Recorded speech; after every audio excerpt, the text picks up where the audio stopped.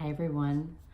So welcome to week number 4 of Eating with Omer, where we're going to take a look at how we can make our fresh produce go farther, especially the produce that is starting to look not so beautiful and not so good. So we're going to open my refrigerator. There's definitely like a lot of odds and ends. I was teaching a cooking class all of last week in my house, so there's just a lot of extras that I haven't used up. And so I'm just gonna, this is like real time, and I'm just going to see what we find, and then maybe talk through some ideas with how we can use what we find. So what do we have? Okay. And I realize my fridge is going to be beeping at us, so I'll take a few things out. Okay, we've got some Bibb lettuce that I have not used yet, and some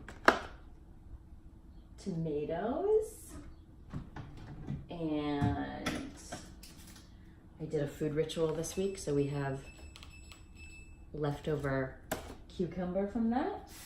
Ooh, yes, some wilty, well, not wilty yet, but cilantro. It's gonna go bad in like 2 days, I can tell. And we have our beautiful avocado. There's something about acknowledging that this is still a perfectly good piece of food to eat. Like, it actually makes me feel good inside, good inside. I'm not sure what that's about yet. Okay, fridge. We have some herbs. And I'll pick a few other things. Got a lot in here. Okay. Still pulling stuff out. It's crazy. Okay, we'll focus on what I just found. So some of these are leftovers, I was saying, from a cooking class that I did last week, and I also did a food ritual this week, and so there's a lot of leftover ingredients from that too. So from our food ritual, I have this beautiful piece of cabbage, and just looking at this, when do we have a chance, the luxury to take the time and look at how beautiful our food is, like how pretty that is? And in the food ritual, this woman arranged all of the layers. It was really beautiful in her plate.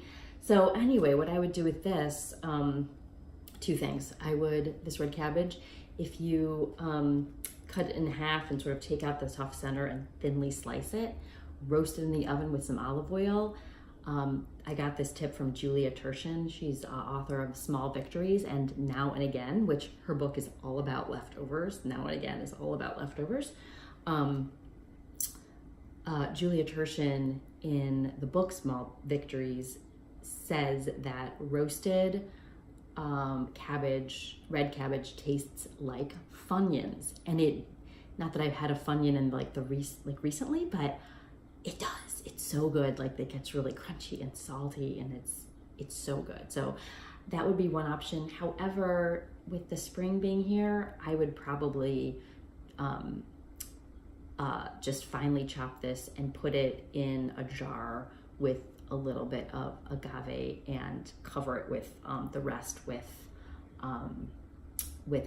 vinegar, and then I would just put it on my fried egg or in a bowl, or use it as part of a salad. Okay, red cabbage. Now, this beautiful thing of cilantro. First of all, the way that you store this to really make it go farther is to put it in a, my goodness. Okay, we'll see how much editing I can do, but sorry, I dropped you. So here are flowers from my garden, but you could, if there were not flowers in here, you can actually put the cilantro in a glass of water and cover it up in plastic, and in this plastic bag, and it will last a week. It's amazing. It's miraculous. Okay, so I've had these 2 peppers from this cooking class, and one one great thing about leftovers is it helps you ideate for like, what are you gonna make next? So I'm actually thinking Mother's Day is supposed to be kind of cold, so I'm considering, actually with the cilantro, I'm considering making a tortilla soup since it's going to be rainy and cold, and then these red peppers would be perfect. And actually, we'll have to see if I have any ugly onions too to go with that, but I think that's what I'm going to use. No matter how brown, our avocados do brown, and if anybody has, suggestions about browning in avocados, I haven't done my research on that, but still great in smoothies. I mean, it's still as long as it doesn't taste funky, it's still, the browning just sort of happens. So, but yeah, I'm probably gonna put this in my smoothie this morning.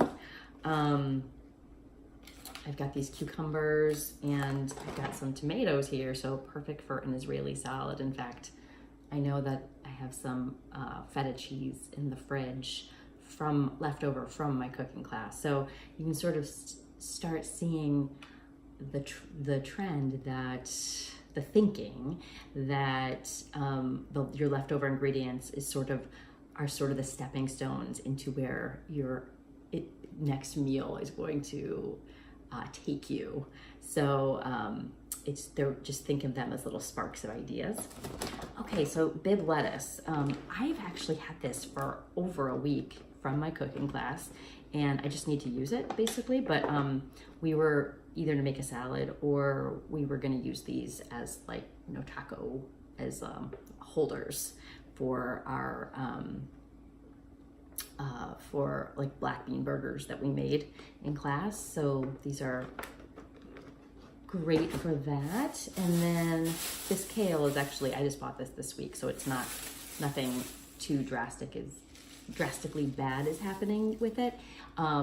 What I've been finding in my salads this week is I've been enjoying using just like 2 leaves and cutting them very finely, and then everything else is either like roasted or shredded fresh vegetables, or there's a half an egg. So my kale itself has been going farther because I've been combining a lot of other things with it. But if this was starting to go bad, I would probably, there's actually another Julia Turshen recipe that I really like. She calls it tinfoil kale, where she takes kale and cherry tomatoes, maybe I'll put this on our Google group, this recipe, and she puts it in a tinfoil pouch, and they sort of steam together, and the kale gets really tender if you cook it long enough, and it's really good. It's really good on top of, it's good in itself.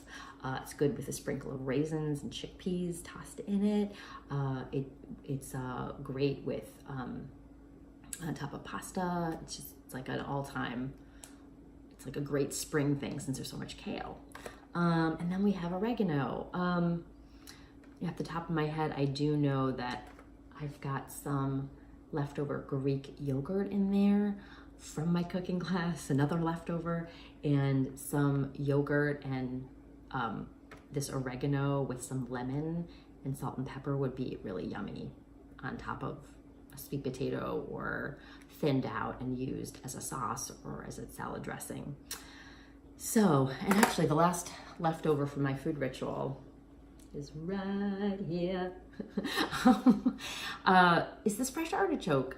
My friend who's part of this group, our Eating with Omer group, received an artichoke from her Hungry Harvest box and told me that she prepared them. And I have to confess, I'm really not a seasoned artichoke cook, so I think I'm gonna have to expand into new territories and find the life that is in this food, because that's what this week is all about, is taking all that we have, and I'm gonna all this abundance that, if left unattended, will wilt and fully go bad.